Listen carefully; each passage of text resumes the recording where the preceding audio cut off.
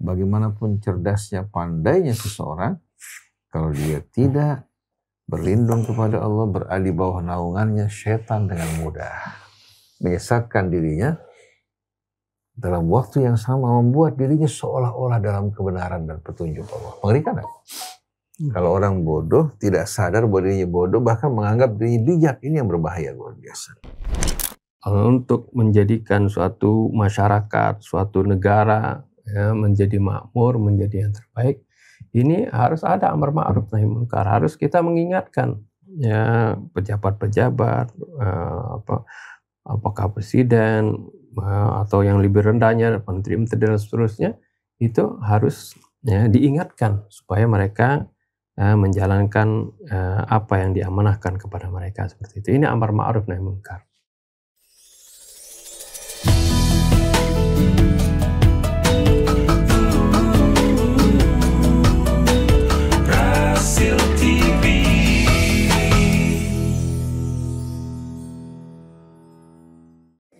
Bismillahirrahmanirrahim. Alhamdulillahirabbil alamin. Allahumma shalli ala Muhammadin wa ali Muhammad. Assalamualaikum warahmatullahi wabarakatuh. Ikhwan, akhwat, para pemirsa yang dirahmati Allah. Hari ini saya bersama Ustadz Hamzah, Baba, dan Akhi Ali. Insyaallah kita akan berdiskusi di bawah naungan Al-Quran. Sebelum kita mulai berdiskusi, mari kita memulai dengan membaca Ummul Quran bersama-sama. A'udzu billahi minasy syaithanir rajim. Bismillahirrahmanirrahim.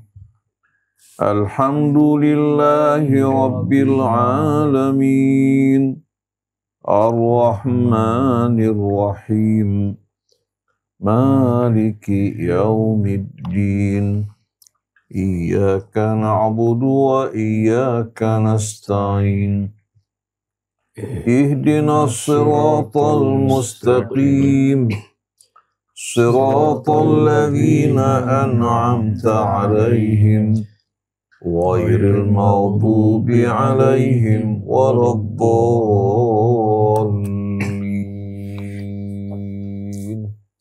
Amin ya rabbal alamin. Ikhwan, akhwat, para pemirsa, pada kesempatan kali ini kita akan mendengarkan jawaban guru-guru kita, Ustadz Hamzah dan Baba, dari pertanyaan yang masuk. Bah, di akhir zaman ini kan banyak banget godaan, Bah. Gimana caranya agar kita terhindar terjerumus maksiat, Bah? Bismillahirrahmanirrahim. Alhamdulillahi rabbil alamin. Allahumma salli ala Sayyidina Muhammadin wa alihi tayyibin wa sahabatihi al-ghurril mayamin wa sa'irina ala nahjihil qawimi ila yawmiddin. Assalamualaikum ya Rasulullah. Assalamualaikum wa ala ibadillahi salihin. Wassalamualaikum warahmatullahi wabarakatuh. Subhanaka la ilma lana illa ma'allamtana. Innaka antal alimul hakim. Allahumma atina min indika rahmah wa allimna min ladunka ilman nafi'a wa fa'na bima 'allamtana. Allahumma inna na'udzu bika an nadilla wa nudhal aw nazilla aw nusal aw nadhlima aw nudhlama aw najhala aw yujhala alaih. Amma ba'du. Kita semua orang-orang yang seringkali menghadapi godaan syaitan. Dan seringkali kita terpedaya tertipu. Sebagaimana kakek nenek kita terpedaya oleh tipu daya syaitan. Bahkan bukan hanya satu kali. Sering kita terpedaya, lupa dan tergelincir.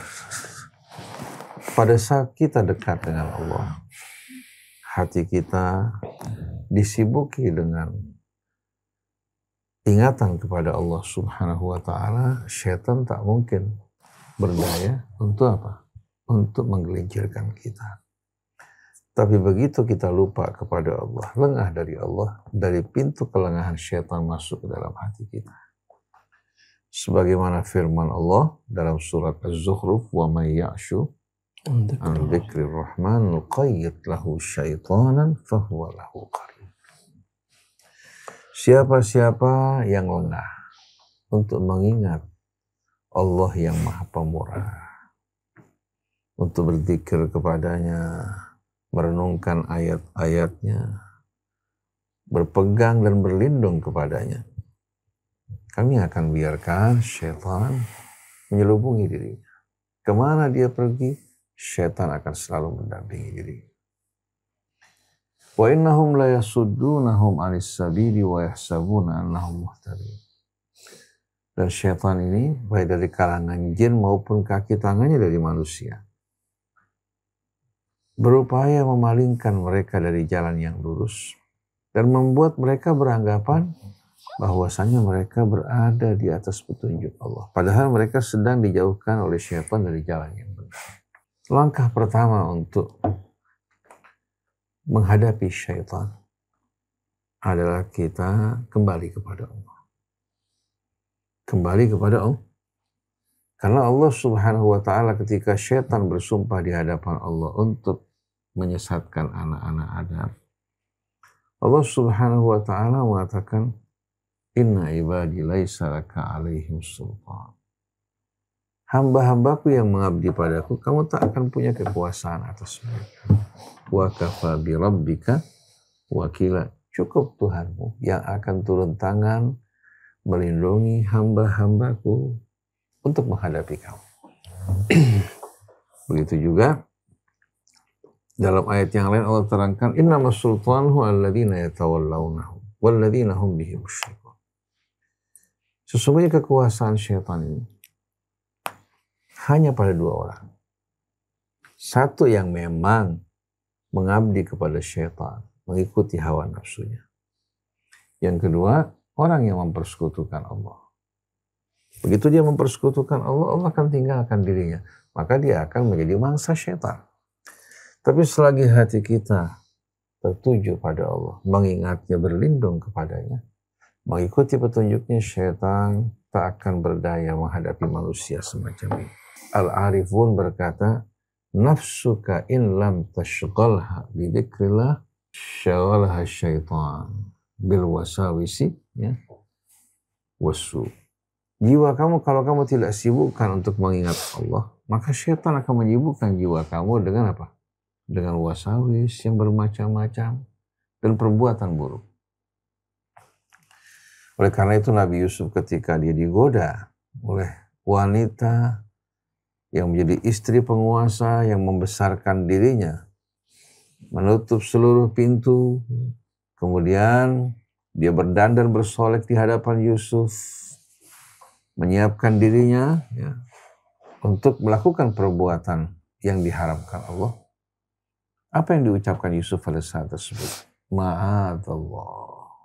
Dia langsung berlindung kepada Allah. Dia manusia biasa, seorang pemuda ya, yang tidak berbeda dengan pemuda yang lain, memiliki apa? Hasrat. Tapi dia tahu bahwa ini perbuatan yang tidak benar.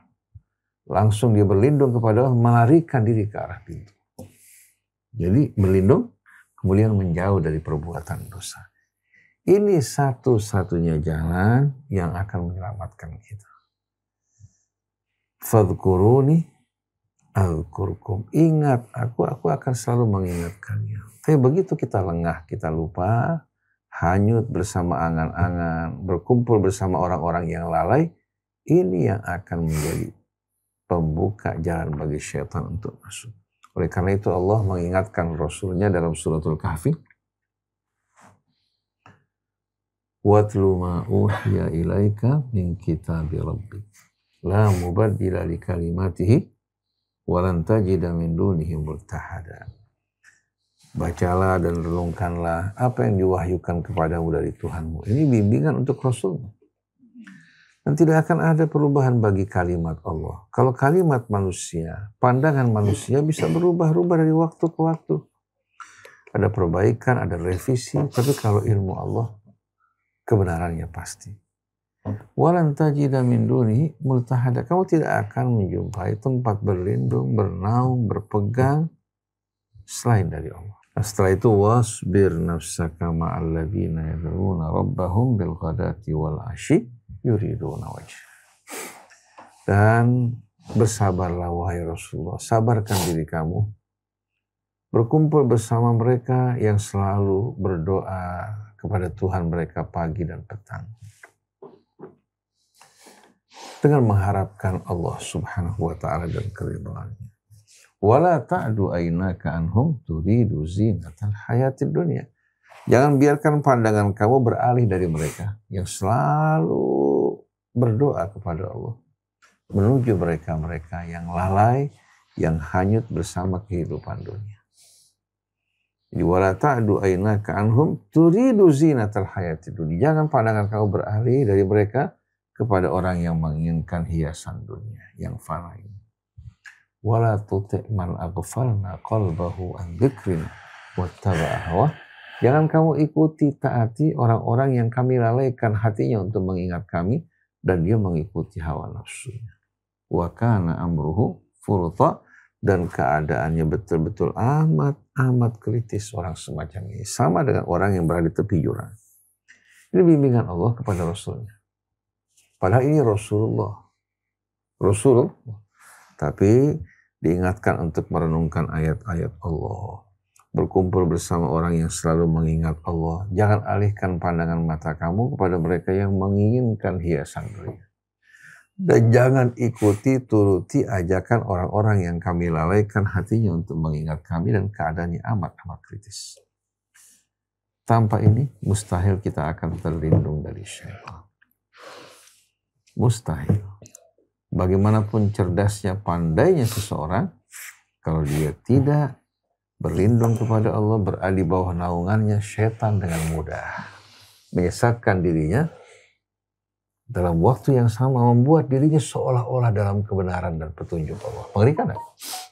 Kalau orang bodoh, tidak sadar bahwa dirinya bodoh, bahkan menganggap dirinya bijak, ini yang berbahaya luar biasa. Wallahu a'lam. Fadhal. Bismillahirrahmanirrahim. Allahumma shalli wa sallim ala sayyidina Muhammadin wa ala ali Muhammad. Ya, tadi sudah dijelaskan oleh Ustaz Husain bin Hamil Al-Attas bagaimana caranya kita terhindar dari godaan syaitan. Jadi Hasan, bagaimana kita jangan terpuruk oleh godaan syaitan ini? Kan memang kita ini di dunia ada musuh kita ini ada dua, eksternal yaitu dari syaitan. Syaitannya juga itu terdiri dari syayatinal ins wal jin. Ada syaitan dari jenis manusia yang membujuk kita, merayu kita, kadang-kadang mengintimidasi juga bisa ya, untuk kita melakukan keburukan atau untuk terjatuh kepada kemaksiatan. Atau syayatinal jin ya, melalui waswasnya, godaannya dan rayuannya seperti itu. Dan musuh yang kedua yaitu diri kita sendiri, ya, hawa nafsu. Tapi tadi sudah digambarkan dalam surah Yusuf itu tergambar dua-duanya. Jadi bagaimana godaan dari wanita yang cantik, ya, itu berarti dari syayatinal ins begitu. Dan juga di samping itu yang tidak terlihat yaitu dari syayatinal jin, dan juga dari hawa nafsu, an-nafsul ammarah bisu. Nah ini adalah godaan-godaan dari luar, di mana yang ini merupakan ujian bagi kita agar supaya kita bisa mengalahkan itu semua.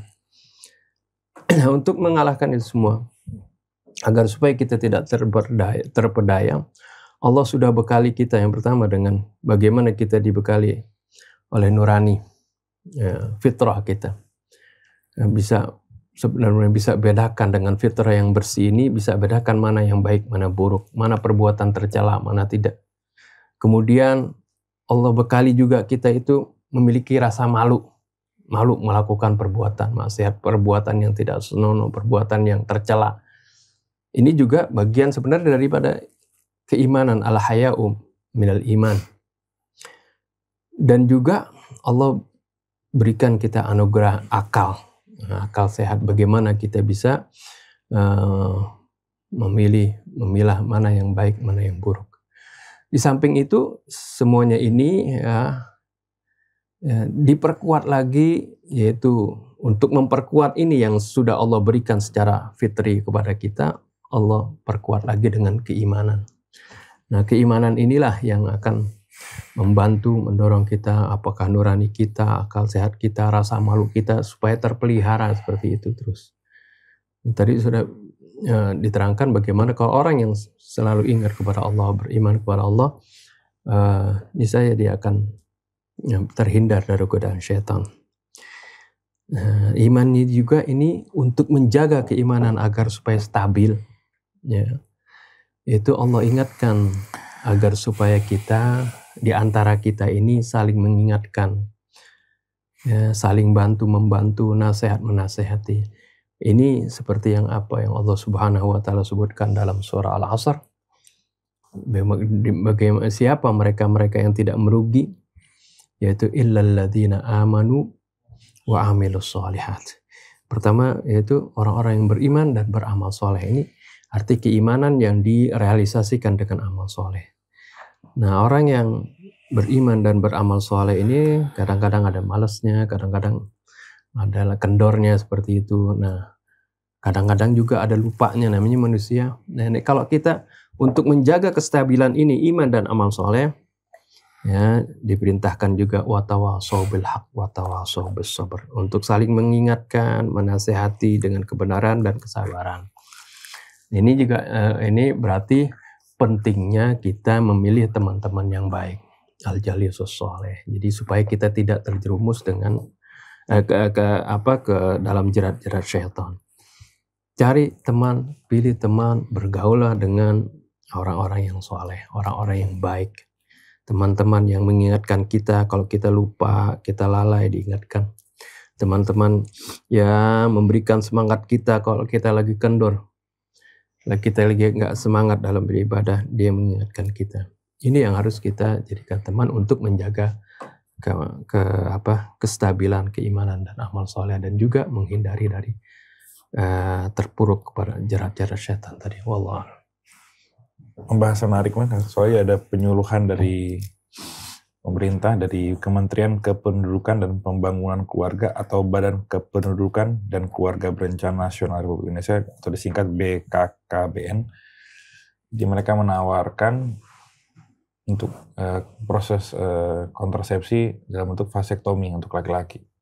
Jadi diputus ya. Di permanen lah. Nah, bagaimana dalam pandangan Islam mengenai kontrasepsi permanen seperti vasektomi atau tubektomi? Soalnya ada kasus dari netizen yang cukup viral. Jadi setelah dia melakukan prosedur vasektomi untuk istrinya, akhirnya malah istrinya selingkuh, hamil oleh selingkuh. Nah, akhirnya menikah dengan selingkuh. Jadi si laki-laki yang sudah berkorban untuk vasektomi, sedangkan akhirnya istrinya kabur dan menikah dengan laki-laki lain. Bagaimana dalam pandangan Islam? Bismillahirrahmanirrahim. Alhamdulillahirabbil alamin. Allahumma shalli ala Muhammadin wa ali Muhammad.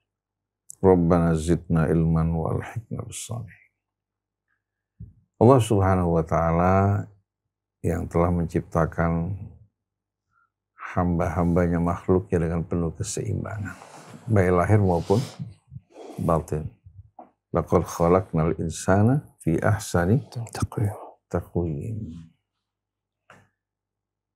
Kalau kita melakukan intervensi, melakukan kerusakan, dengan sendirinya kita bertanggung jawab atas kerusakan yang kita lakukan, kecuali kalau dalam keadaan darurat, ya, kita dipaksa melakukan sesuatu, ya, yang masuk dalam kategori yang dilarang. Seperti dalam kasus makanan yang diharamkan Allah, dalam keadaan darurat kita dibolehkan untuk makan. Begitu juga dalam kasus contohnya seorang wanita hamil. Tapi para ahli mengatakan biar kehamilannya dibiarkan dan mulai membesar akan bisa membawa kematian buat wanita ini. Karena wanita ini lemah jantungnya atau pompa jantungnya lemah. Dan kondisi yang lain yang tidak akan memungkinkan baginya untuk dapat hamil dan melahirkan. Yang akan terjadi, dirinya akan menjadi apa? Korban. Nah, dalam kondisi seperti ini, kalau terbukti para ahli semua bersepakat dan yang berbicara orang-orang yang beriman, anak dalam kandungan walaupun seharusnya nggak boleh digugurkan, bisa apa?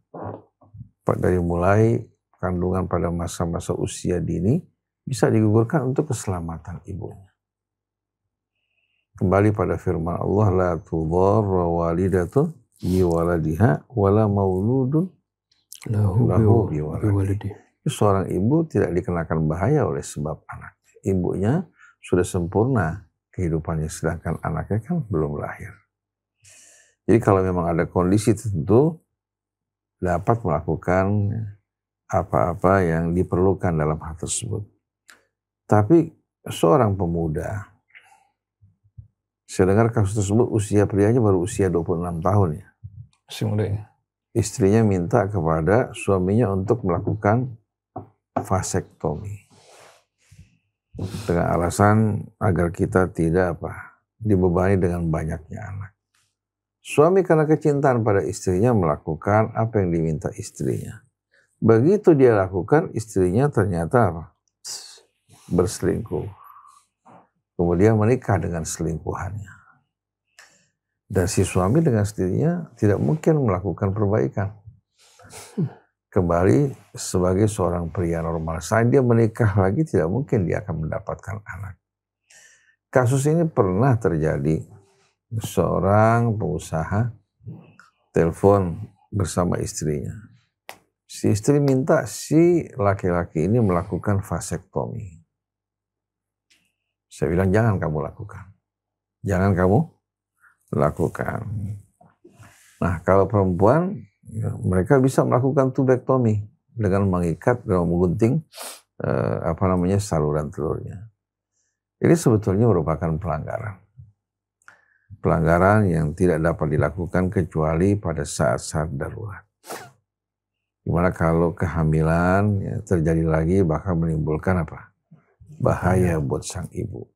Tapi dalam keadaan normal, seharusnya laki-laki tidak menuruti kemauan perempuan yang menuntut daripadanya untuk melakukan vasektomi. Karena ada perempuan tidak ingin suaminya punya anak lagi. Ya. Baik dari dia maupun dari wanita lain. Kalau berzina, ya, dia tutup mata. Perempuannya sudah menopause. Tapi kalau punya anak lagi, dia tidak mau, jangan sampai nanti akhirnya ada anak-anak lagi yang menuntut harta suaminya. Jadi suami disuruh melakukan vasektomi. Sebagian laki-laki karena takut istrinya dia lakukan hal tersebut.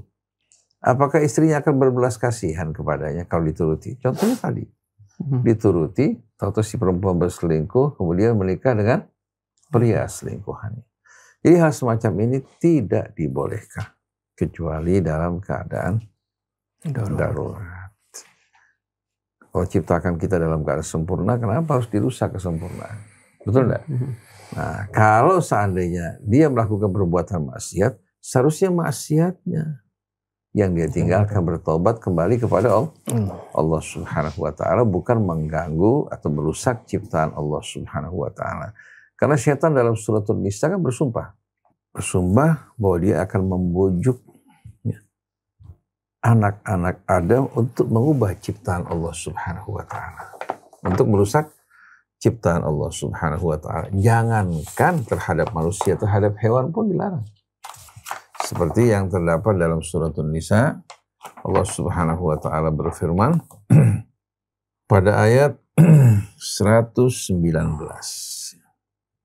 Allah berfirman, la'anahullah. Allah mengutuk syaitan, makhluk yang terkutuk ini, karena kesombongannya kan, karena keingkaran. Wa qala la'attakhidanna min ibadika nasiban mafruḍa. Dia bersumpah bahwa aku akan mengambil dari hamba-hambamu atau sebagian hamba-hambamu, ya, nasiban mafruḍa, bahagian yang telah ditentukan. Seolah-olah syaitan punya hak waris ya dari manusia. Ini kata nasiban mafruḍa ini biasanya apa? Hukum waris. Dalam hukum waris yang artinya bahagian yang telah ditetapkan dan diwajibkan. Syaitan bersumpah di hadapan Allah dengan sombong, saya akan mengambil bahagian dari hamba-hambamu. Kemudian wala udhillannahum, aku akan menyesatkan mereka. Wala umanniyannahum, dan aku akan membuat mereka hanyut bersama angan-angan mereka. Wala amurannahum, dan aku akan perintahkan mereka fala yubattikunna adzanal an'am, agar mereka menggunting, ya, merusak telinga hewan-hewan ternak sebagai tanda. Jadi mereka menandai hewan-hewan ternak dengan apa? Gunting. Dengan menggunting telinga hewan-hewan tersebut. Ini kan menyakiti dan merusak kan. Kemudian wala amurannahum fala yughayyirunna khalqallah, dan aku akan memerintahkan mereka hingga mereka akan merusak ciptaan Allah Subhanahu wa taala. Wa man yattakhidhish syaitana waliyan min dunillah faqad khasira khusranan mubina. Siapa yang menjadikan syaitan sebagai walinya yang diikuti dituruti selain dari Allah, maka dia telah mengalami kerugian yang benar-benar amat nyata. Ini dimulai dari ayat 118 hingga ayat 119 surat An-Nisa. Jelas kan? Jelas sekali kan? Bagaimana syaitan akan mendorong manusia untuk merusak ciptaan Allah Subhanahu wa taala. Oleh karena itu, pria maupun wanita yang merusak ciptaan Allah Subhanahu wa taala melakukan pelanggaran yang seharusnya kita lakukan, bertaubat kepada Allah Subhanahu wa taala. Begitu juga mengebiri kambing atau kucing. Kambing dikebiri, kesian. Hanya untuk membuat dia gemuk, dagingnya juga semakin semakin lunak. Dia menyakiti kambing tersebut yang bisa bergaul bersama betinanya. Coba kalau dia dikebiri, gimana perasaannya? Udah beda kita sama hewan, enggak. Kucing juga begitu sebetulnya. Jadi kalau seandainya kita nggak mau dia kencing di rumah kita, lebih baik kita biarkan di luar, jangan bermanja-manja dengan kucing kan. Nah kalau kita kebiri kan dengan sendiri kita merusak ciptaan Allah. Kita menyakiti dia ingin berhubungan dengan sang betina tapi nggak punya kemampuan. Karena ingin kucing-kucing kita jinak dan lain sebagainya. Jadi memang kita mulai harus tinggalkan semua hal-hal yang kira-kira salah agar tidak merusak ciptaan Allah Subhanahu wa taala. Nah, tadi kita lihat menggunting telinga binatang atau menggunakan besi panas dengan mengecap binatang haram hukumnya. Karena menyakiti binatang tersebut. Yang sakit bukan hanya kita, dia juga sakit seperti kita. Wallahu a'lam. Ya, Allah Subhanahu wa taala sudah sebutkan bahwasanya Allah ciptakan kita ini dalam bentuk yang sempurna. Fi ahsani taqwim. Taqwim sebenarnya ini bukan dalam hal bentuk aja, tapi dalam nilai, dalam keserasian, keseimbangan di dalam tubuh kita ini Allah sudah ciptakan seperti itu. Kalau tadi dirusak, nanti akan terjadi ketimpangan tadi. Ya seperti dirusak itu salah satu saluran spermanya seperti vasektomi tadi atau tubektomi, itu nantinya akan terjadi ketidakseimbangan nanti. Karena Allah sudah ciptakan manusia ini dalam bentuk yang sempurna, yang seimbang, selaras dan serasi seperti itu. Ya, apalagi nantinya ya, dengan diputus itu kan artinya nggak mungkin lagi dia menghasilkan keturunan. Padahal ya, fitrahnya manusia ini adalah menghasilkan keturunan seperti itu. Untuk saling terus menerus menjaga kelestarian kehidupan di sebagai khalifah di muka bumi ini. Berarti dia menghalangi hal itu. Ya, berbeda mungkin kalau dia dengan mengatur penjarangan itu masih ya, bukan memutus. Kalau ini namanya memutus. Itu. Kalau penggunaan alat kontrasepsi secara umum, secara kayak kontrasepsi seperti yang sifatnya nggak permanen, nggak apa-apa. Masih diperbolehkan, tergantung dia memang misalnya terlalu repot nanti dia ngurus ngaturnya, dia mesti atur dia misalnya dengan waktunya seperti itu buat supaya dia bisa membesarkan anaknya. Ini biaya vasektomi yang harganya itu kurang lebih dimulai dari 11 juta biaya vasektomi. Jadi kayak pemerintah demen untuk ngelakuin hal-hal yang kurang urgent gitu, nggak buat ngebiri laki-laki, tapi ketimbang menyelesaikan permasalahan di masyarakat kita agak berat gitu untuk hal-hal yang nggak perlu mereka kerjain. 11 juta kan nggak kecil ya. Kalau satu orang 11 juta, kalau 100 kan bisa dikasih tambah lagi hadiah kan? Dikasih duit 450.000 untuk yang di steril, laki-lakinya pendampingnya dapat 95.000 dan dikasih kayak makan snack segala macam. Itu kan berarti cost itu kan lumayan. Ini yang buat modal. Itu seperti kan kita lihat sekarang Jepang populasinya sudah menurun, kebingungan RT. Dulunya kan begitu juga sama. Jadi akan terjadi ketidakseimbangan di alam ini seperti itu. Kalau dia merusak khalqallah tadi, apa yang Allah Subhanahu wa taala sudah ciptakan secara sempurna. Dulu unik Mesir dan Al-Azhar rumah sakitnya menerima bantuan dari luar senilai jutaan dolar. Tapi dalam bentuk barang, itu alat kontrasepsi. Alat kontrasepsi dan juga obat-obatan. Jadi kita lihat bagaimana mereka takut populasi umat Islam ini berkembang. Nah, Jepang yang kita anggap negara maju sekarang lagi mengharapkan ya, kalau katakan Indonesia atau negara yang lain bisa mengirimkan orang-orang yang ke sana. Bahkan siap diberikan tempat tinggal, gaji yang baik dan warga negara. Sekolah-sekolah SD kosong, rumah-rumah juga banyak yang kosong karena populasinya menurun tajam. Akibat apa? Orang tidak mau melahirkan. Jadi sebetulnya vasektomi ini banyak diminta oleh perempuan supaya suaminya nggak selingkuh, tapi dia selingkuh boleh.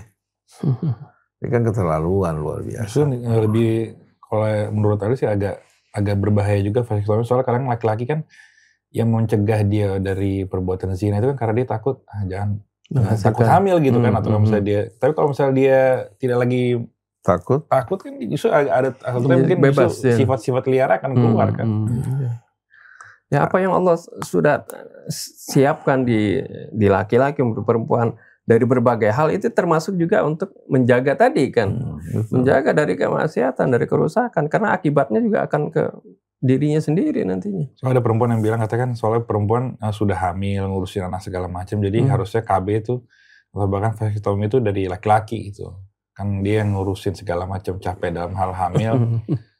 Jadi harusnya laki-laki itu yang diputus saya. Kenapa harus perempuan yang bisa ditubektomi? Laki-laki aja yang di vasektomi. Kan itu nggak harus menggunakan vasektomi atau tubektomi. Kan banyak jalan lain. Kalau Quran mengatur masa kelahiran itu jaraknya kira-kira berapa tahun? Kurang lebih sekitar 3 tahun. Wa hamluhu wa fisaluhu 30 syahra. Bukan tiap tahun. Jadi biar anak betul-betul bisa menikmati susu ibunya ya setelah 2 tahun ya. Di samping masa kehamilan 9 bulan sebelumnya kan, dihitung-hitung kurang lebih 3 tahun lah untuk mendapatkan anak baru. Itu KB alami itu. KB alami. Sampai Nabi berkata, la taqtulu auladakum sirra. Jangan bunuh anak-anak kalian secara rahasia. Dia menyusui, tapi punya bayi dalam kandungan. Akhirnya mengakibatkan apa? Kalau bayi tumbuh dalam kandungan, maka susunya ini dengan sendirinya apa? Tidak sempurna. Begitu juga berbahaya buat apa? Buat anak dalam kandungannya. Karena pada saat bayi menyusu ibunya, subhanallah terjadi kontraksi rahim juga. Contohnya kalau ibu menyusui anaknya, Allah kasih subhanallah gumpalan-gumpalan darah itu. Sehabis nifas itu dengan mudah keluar dengan cepat. Nah, kontraksi rahim pada saat anak dalam keadaan dalam kandungan itu beresiko untuk apa? Membunuh anak tersebut secara tidak langsung. Jadi seharusnya setelah kelar menyusui anaknya baru apa? Baru dia hamil kembali. Itu bisa direncanakan, bisa diatur tanpa harus melakukan tubektomi, vasektomi atau menggunakan obat-obatan. Karena obat-obatan juga beresiko. Beresiko. Wallahu a'lam.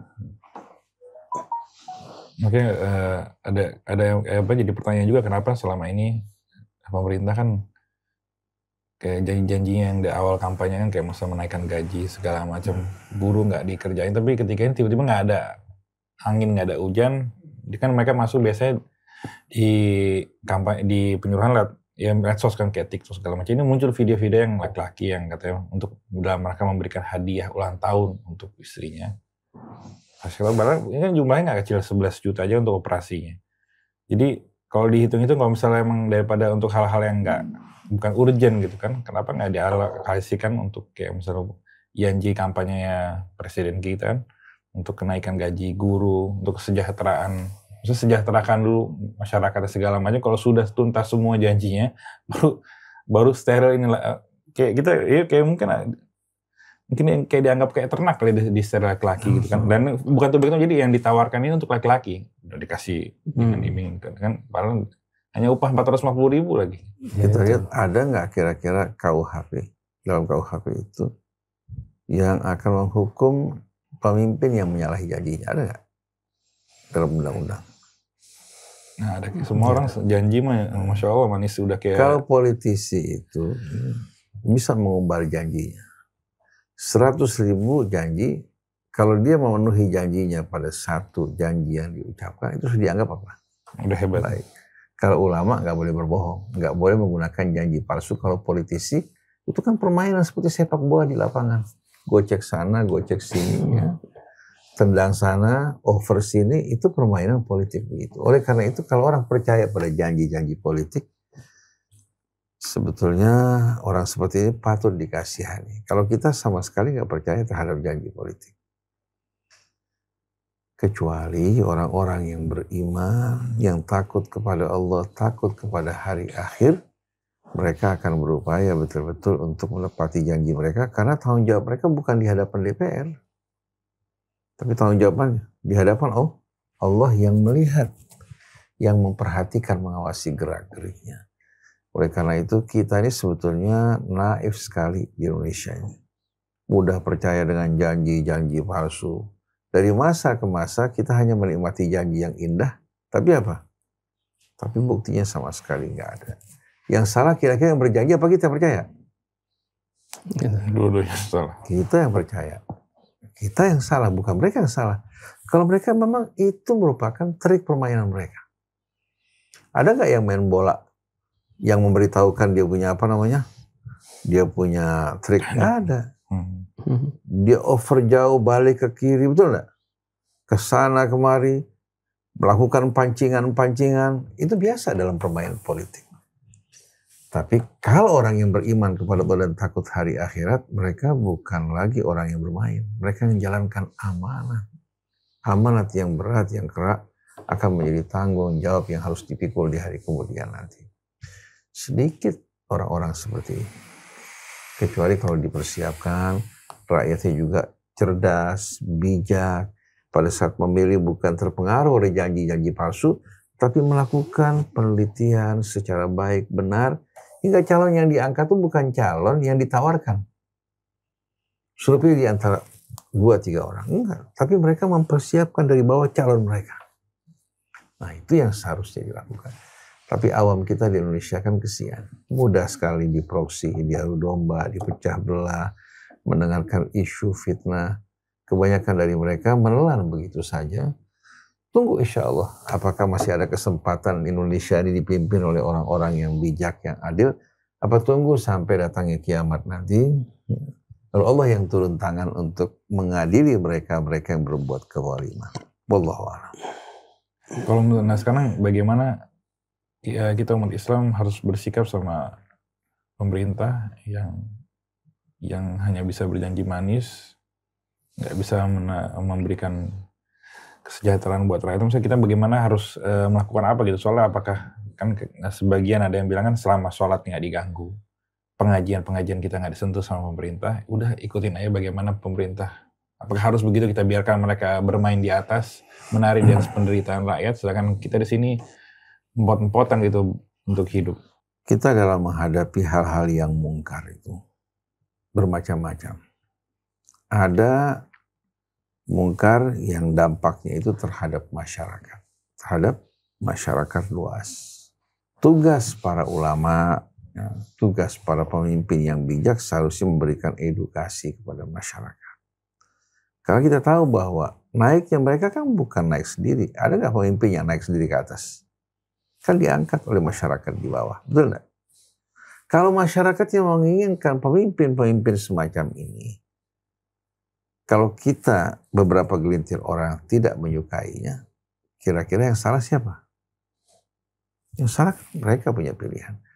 Oleh karena itu, mengangkat seorang pemimpin yang baik, yang bijak itu harus betul-betul disepakati oleh rakyat. Kalau rakyat tidak suka, nggak mungkin kita sendiri melakukan pemilihan dan menentukan hal tersebut. Oleh karena itu, kita tetap berjalan istiqamah di atas jalan yang Allah ridhoi. Jangan kita berkolaborasi dengan orang yang zalim. Jangan berkumpul bersama mereka pemimpin yang zalim atau rakyat yang zalim. Kita berdakwah, memberikan edukasi kepada umat ya, agar kembali pada Allah. Mudah-mudahan nanti di saat umatnya sadar, umatnya bisa bangkit bersatu untuk menentukan dan memilih seorang pemimpin. Kita lihat pada zaman Nabi, ketika Nabi hijrah ke Madinah. Memang umat pada saat itu telah bersepakat untuk menjadikan Nabi sebagai imam. Untuk membangun kehidupan sesuai dengan nilai-nilai Islam. Yang tidak menyetujui, orang-orang munafik, mereka menyimpan di hati mereka. Orang-orang Yahudi, Rasul mengadakan kesepakatan perjanjian bagi mereka untuk bekerja sama dalam kebaikan, saling membantu. Tapi Yahudi berkhianat, akhirnya mereka terusir. Orang-orang munafik, kedok-kedok mereka juga terbongkar. Nah setelah itu lahirlah pemerintahan yang memerintah dengan apa? Dengan petunjuk Allah. Allah berfirman dalam surat As-Sajdah, وَلَقَدْ آتَيْنَا مُوسَى الْكِتَابَ فَلَا تَكُنْ فِي مِرْيَةٍ مِّن لِقَائِهِ وَجَعَلْنَاهُ هُدًى لِبَنِي إِسْرَائِيلَ وَجَعَلْنَا مِنْهُمْ أَئِمَّةً يَهْدُونَ بِأَمْرِنَا لَمَّا صَبَرُوا وَكَانُوا بِآيَاتِنَا يُوقِنُونَ إِنَّ رَبَّكَ هُوَ يَفْصِلُ بَيْنَهُمْ يَوْمَ الْقِيَامَةِ فِيمَا كَانُوا فِيهِ يَخْتَلِفُونَ. Sungguhnya kami telah memberikan atau menganugerahkan Musa Alkitab, yaitu kitab Taurat. Maka janganlah sekali-kali engkau merasa ragu atau bimbang. Untuk apa? Untuk mengingat saat perjumpaan dengan Allah. Jangan kau ragu dari saat perjumpaan dengan Allah. Wa ja'alnahu hudan li Bani Israil. Kami jadikan Alkitab tersebut sebagai petunjuk bagi Bani Israil. Wa ja'alna minhum a'immatan yahduna bi amrina lamma sabaru. Kami jadikan mereka imam-imam yang memimpin bi amrina dengan mengikuti petunjuk kami. Lamma sabaru, ketika mereka bersabar. Wa ja'alna minhum a'immatan yahduna bi amrina lamma sabaru wa kanu bi ayatina yuqinun. Dan mereka benar-benar amat yakin terhadap ayat kami. Inna rabbaka huwa yafsilu bainahum yaumal qiyamati fima kanu fihi yakhtalifun. Sesungguhnya Tuhanmu kelak akan memberikan keputusan di antara mereka pada apa yang mereka perselisihkan. Nah, di sini kita melihat bagaimana Musa yang menerima Alkitab, kemudian membimbing dan mengajarkan kepada kaumnya, ternyata nggak semuanya menyambut. Bahkan mereka melakukan pembangkangan penentangan. Yang mengikuti Musa adalah mereka yang beriman terhadap ayat Allah, yakin akan hari perjumpaan dengan Allah Subhanahu wa Ta'ala. Maka Allah pisahkan di antara orang yang fasik dengan Musa dan orang-orang yang beriman. Jadi untuk diangkat sebagai pemuka-pemuka, pemimpin-pemimpin di satu negeri, dengan sendirinya mereka harus taat pada Allah, berpegang pada kitabnya, dan bersabar. Nggak langsung begitu saja mereka bisa apa? Bisa memerintah. Kalau rakyatnya nggak mau, nah kita sebagai seorang dai mengajak umat kembali pada Allah, menegakkan keadilan, melakukan perbaikan. Tapi nggak mungkin kita bisa memaksa mereka. Kalau mereka menyambut untuk kebaikan mereka, bukan untuk kita. Kalau mereka menolak, kita sudah menjalankan amanat Allah dan tugas yang Allah tugaskan pada kita. Sedangkan Nabi saja, in anta illa nadhir wa ma ja'alnaka 'alaihim wakila. Jadi tugas Nabi menyampaikan, memberikan peringatan, menyampaikan kabar gembira, dan juga menjadi saksi bahwa Allah telah memberikan peringatan kepada mereka. Kalau mereka menyambut untuk kebaikan mereka, kalau tidak, kenapa kita harus paksakan diri? Oleh karena itu, kita tidak mendukung orang-orang yang melakukan tindakan kekerasan, apalagi dengan cara-cara yang arogan untuk melakukan perubahan, padahal rakyatnya sendiri apa? Dalam keadaan bengong dan pelangak-pelongok. Tugas kita memberikan edukasi untuk menerangkan mana yang benar, mana yang baik, mana yang harus dilakukan. Wah. Ya sering orang ucapan tadi, yang penting kan kita sudah kita menjalankan sholat, bisa menjalankan sholat, menjalankan sholat jamaah atau sebagainya. Kita beribadah nggak diganggu, padahal kemaksiatan, kezaliman, kerusakan dilakukan oleh pejabat-pejabat. Sering dianggap, oh udah yang penting kita ngurus diri kita kan bebas ibadah gitu.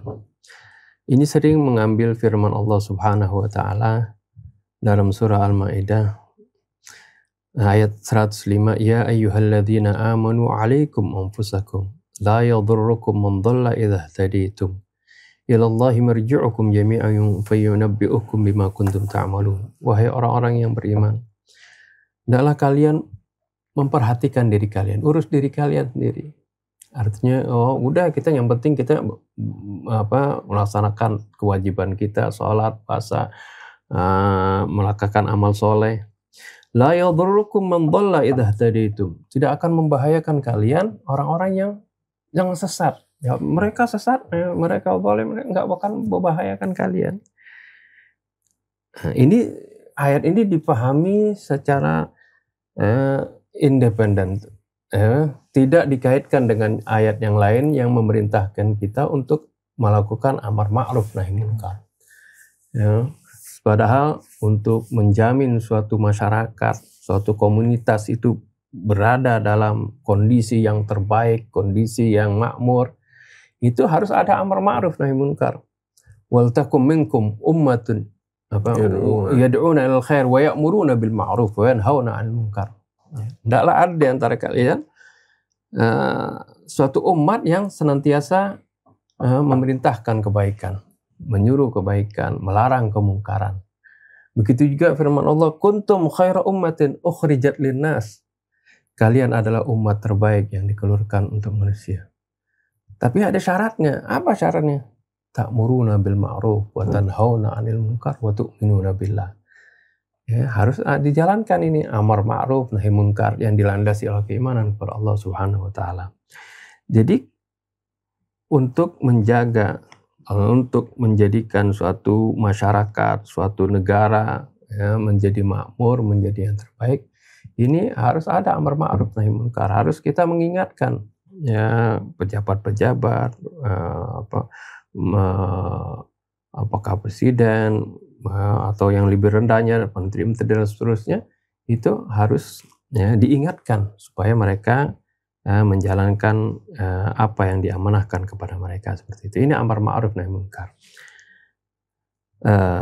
Adapun ayat yang tadi, yaitu ketika kita sudah menyampaikan, ya, kemudian mereka tidak menjalankan, itu tidak berbahaya bagi kita seperti itu. Artinya maksudnya kita nantinya tidak akan dihisab oleh Allah Subhanahu wa taala karena kita sudah menjalankan kewajibannya, tapi artinya tanggung jawabnya kepada mereka yang sudah diingatkan kalau mereka tidak menjalankannya seperti itu. Jadi tetap amar ma'ruf nahi munkar ya, harus kita jalankan agar supaya kita juga ketika turun azab kita tidak terkena azab oleh Allah Subhanahu wa taala. Allah. Jadi kesimpulannya, kita kalau ingin mendapatkan pemimpin yang baik, dengan sendirinya harus betul-betul mendidik masyarakat kita untuk sadar agar tidak termakan politik uang, agar tidak salah ya dalam memilih seorang pemimpin. Kita harus ajarkan pada mereka kriteria seorang pemimpin yang benar itu bagaimana. Samping beriman, bertakwa, jujur, adil, cerdik, ini perlu sebagai persyaratan untuk mendapatkan pemimpin yang baik. Nah kalau yang ada pada saat ini kan masyarakat yang termakan oleh janji-janji para calon pemimpin pada saat berkampanye. Setelah mereka terpilih, mereka tidak merasa ada beban ketika menyalahi janji mereka. Jadi bukan kita berdiam dalam arti bersikap pasif ya. Itu Ustaz Hamzah katakan harus ada amar ma'ruf nahi munkar, berikan edukasi buat masyarakat. Tapi tidak akan melakukan tindakan-tindakan anarkis atau tindakan-tindakan yang arogan ya, yang seolah-olah kita memaksakan kehendak kita atas masyarakat. Yang kita lakukan adalah mengajak mereka kembali pada Allah. Yang mau silahkan, yang tidak mau dengan sendirinya menjadi tanggung jawab Allah untuk mengadili mereka di hari kemudian. petunjuk Allah ini mahal. Jangan kita umbar, kita jual dengan harga yang murah. Lalu kita bersedih di saat mereka tidak mau menyambut petunjuk Allah Subhanahu wa Ta'ala. Kita sampaikan, nah mereka yang menyambut, ya, mereka lah orang yang dihargai Allah. Orang-orang yang mengikuti petunjuk Allah Subhanahu wa Ta'ala. Mereka saudara-saudara kita dan teman perjalanan kita menuju Allah. Adapun yang tidak mau, berarti Allah telah pisahkan antara yang busuk dan yang khabith. Maka Allah liyadharal mu'minina ala ma antum alaih hatta yamizal khabitha minat tayyib. Sekali-kali Allah tidak akan membiarkan keadaan orang yang beriman seperti keadaan kalian saat ini bercampur di antara yang hak yang batil. Orang yang beriman betul-betul dengan orang-orang yang pura-pura beriman. Hingga Allah pisahkan yang khabith dari yang tayyib melalui berbagai macam proses. Nah, diangkatnya pemimpin-pemimpin yang duduk berkuasa itu juga merupakan ujian. Pada saat memilih, kita memilih dasarnya apa? Kalau dasarnya karena kita ya beriman dan ingin mendapat pemimpin yang soleh juga yang beriman, yang cerdas, yang penuh keadilan, kita pilih. Ternyata salah. Orang tersebut mengecewakan, kita bebas dari tanggung jawab. Tapi kalau kita memilih seorang tanpa dasar iman dan tanggung jawab kita kepada Allah, tapi karena dia merupakan satu partai dengan kita, satu aliran dengan kita, bisa bekerja sama dalam urusan dunia, maka setiap kali pemimpin tersebut melakukan kerusakan, dia memiliki saham dari kerusakan tersebut tanpa mengurangi apa? Tanpa mengurangi kejahatan dari orang tersebut. Wal'iyadzubillah. Jadi tugas kita menyerahkan amanat pada ahlinya. Innallaha ya'murukum an tu'addul amanati ila ahliha wa idza hakamtum bainan nasi an tahkumu bil 'adl. Allah perintahkan kalian untuk menyerahkan amanat pada ahlinya. Kalau kalian memberikan keputusan, jangan terbawa oleh kebencian maupun suka pada seseorang. Putuskan dengan penuh keadilan. Wa idza hakamtum bainan nasi an tahkumu bil 'adl innallaha ni'ma ya'idzukum bih innallaha kana samian basira. Oh, sebaik-baiknya memberikan nasihat bagi kalian. Sungguh Allah Maha mendengar lagi Maha melihat. Betapa indahnya bimbingan Allah Ta'ala. Jadi bukan kita, Allah menjadikan kita sebagai makhluk asing, aneh di tengah-tengah masyarakat jahiliyah. Tetap kita menyampaikan amanat Allah sebagaimana Rasul di Madinah, di Mekah, Rasul di Madinah. Kalau masyarakat itu tidak menyambut, tugas kita selesai. Wallahu a'lam. Subhanakallahumma bihamdik asyhadu an la ilaha illa anta astaghfiruka wa atubu ilaik wa a'fu minkum. Wassalamualaikum warahmatullahi wabarakatuh. Jazakumullah khair Ustaz Hamzah Baba atas penjabarannya, mudah-mudahan jadi wasilah dan hidayah untuk kita semua. Ikhwan, akhwat, para pemirsa, al-fakir beserta seluruh yang bertugas mohon diri. Wassalamualaikum warahmatullahi wabarakatuh. Waalaikumsalam.